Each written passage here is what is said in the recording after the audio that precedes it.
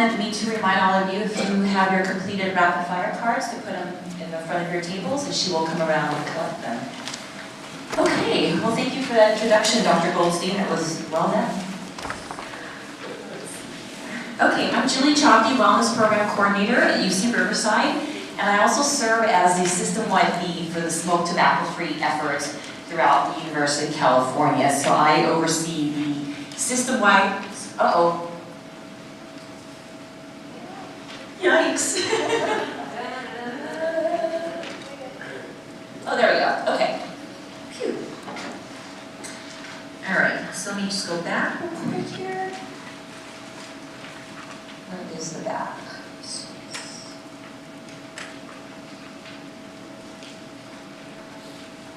Oops.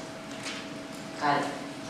So that is a photo of our system-wide task force with Janet Napolitano. We met with her last year in February 2016 to provide recommendations on the future of the Smoke and Tobacco-Free Task Force. So many of you know about UC going smoke and tobacco-free, and I just wanted to briefly share the experience because there's a lot of similarities between the smoke tobacco-free efforts and the Healthy Campus Network initiative that we're embarking on today. So in 2012, former President Mark Yudof announced that all UC property will be smoke and tobacco-free and charged all our chancellors to form a local committee to implement the policy by January of 2014. So in this letter it specified that no smoking or smoke-free meant no smoking, no use of smokeless tobacco products, no use of any electronic smoking devices, which includes e-cigarettes, on any UC property, whether owned or leased, and that the sales and advertising of tobacco products would be banned. In addition, any enforcement would be primarily educational, with an emphasis on education.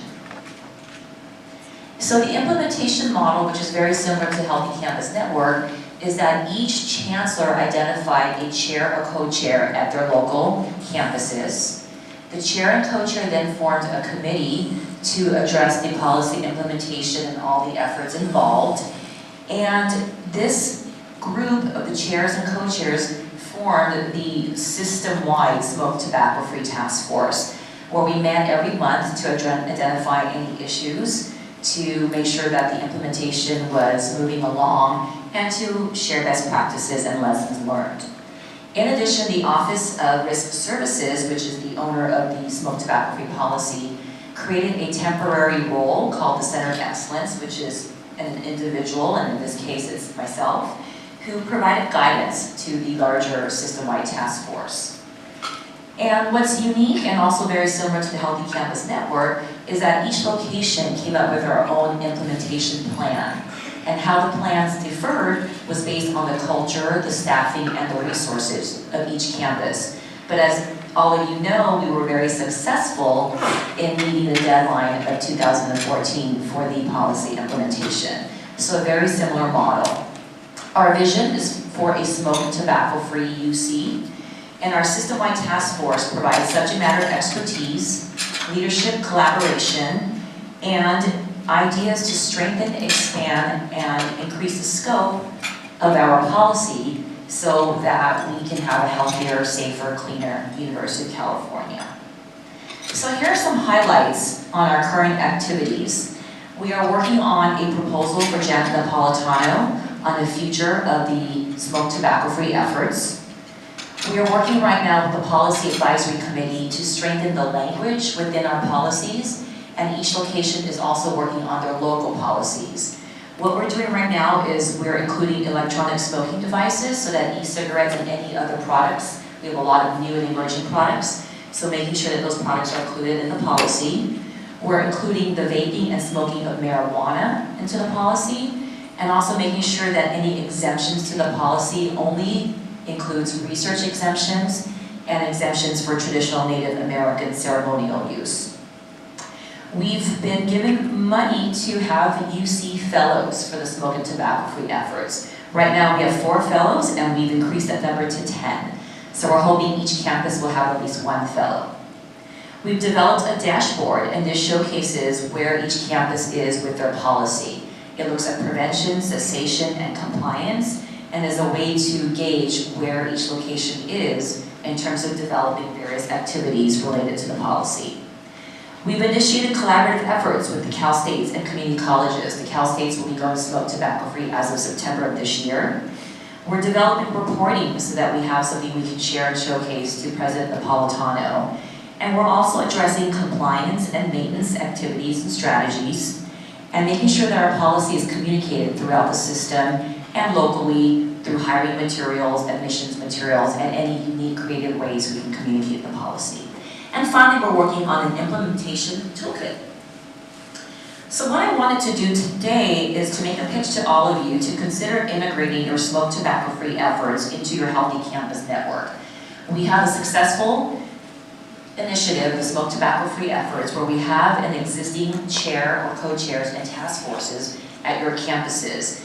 And rather than working in parallel, why not integrate the smoke tobacco-free efforts within the Healthy Campus network and look at really the mutual reinforcing goals of the two initiatives to create a healthy and safe UC. So just to give you an example of some of the integration that's already happened, this is a structure of UC Riverside's Healthy Campus Initiative. I know it's hard to read, but we have the chancellor at the top. Our Healthy Campus Network leads are right below him, and that's our Vice Chancellor Ron Coley and our Dean of the School of Medicine. I'm the co-chair along with Dr. Chang. In the red box is our advisory committee, and we've already identified our 8 subcommittees. So the one you see there circled is one of our 8 subcommittees. It's the Alcohol, Tobacco, and Other Drugs subcommittee. And within that subcommittee, we have specific goals related to tobacco-free. And that subcommittee is being led by Dr. Manuela Martins-Green and myself. Here's an example of how UCLA has incorporated their smoke tobacco-free. So these are all the wonderful pods that Wendy has talked about, and you'll see Be Move More, Be Well, Eat Well, Mind Well, and then the Breathe Well being integrated into the circle there. A few other pods that have recently been added. So we had a task force meeting on June 8th where we talked about the future of the smoke tobacco-free effort, and the consensus was that a great home for smoke tobacco-free would be the Healthy Campus Network. So right now we have all of our chairs and co-chairs either exploring or initiating, or maybe they've already come to you to ask how we can integrate and collaborate and work together and form this partnership with the Smoke Tobacco-Free and the Healthy Campus Network. I know at one campus, I believe it's Santa Barbara, their tobacco-free task force is already applying for funds to have some of the Healthy Campus Network funds to address enforcement. And then we also have various representatives from the Tobacco-Free Task Force on the Healthy Campus Network subcommittees. Another thing to consider too, and this is my last slide, is emerging issues that the Healthy Campus Network can address. So for example, Prop 64 and the legalization of marijuana. There are a lot of subject matter experts within the Smoke Tobacco-Free Task Force and other health and well-being initiatives that can, really just be part of the Healthy Campus Network and address any kind of emerging issues, education, look at activities and collaboration to address marijuana. Employee wellness. This is formerly the system-wide wellness program called UC Living Well that you might know about. So how can that fit within Healthy Campus Network? How can system-wide HR look at different strategies in terms of people development, leadership development, management trainings, and you'll hear more of this during lunch from Dr. Warner Hudson. How can that be an important component of your Healthy Campus Network? So engage your wellness managers at your campuses. And on the flip side, the student wellness. There's a large student wellness health promotion group that provide education and health education and promotion for students, and making sure that that's an important piece of your Healthy Campus Network. And then the Global Food Initiative, which you'll hear about right after my talk.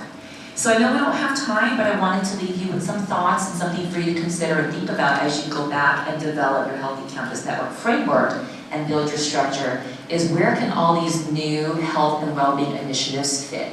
Where can the existing smoke and tobacco-free efforts fit within your Healthy Campus Network? Where can you address emerging issues like marijuana? Where can employee wellness fit in and student wellness, and making sure that any health and well-being individuals, associations, organizations on your locations, campuses, health systems, get integrated into this larger umbrella. And with that, that's a look at all of our smoke tobacco-free efforts at your campuses. So great job to all of you who were involved in that effort. And there's my contact information. So thank you very much. If you have any questions, feel free to stop me during the day, and I'm happy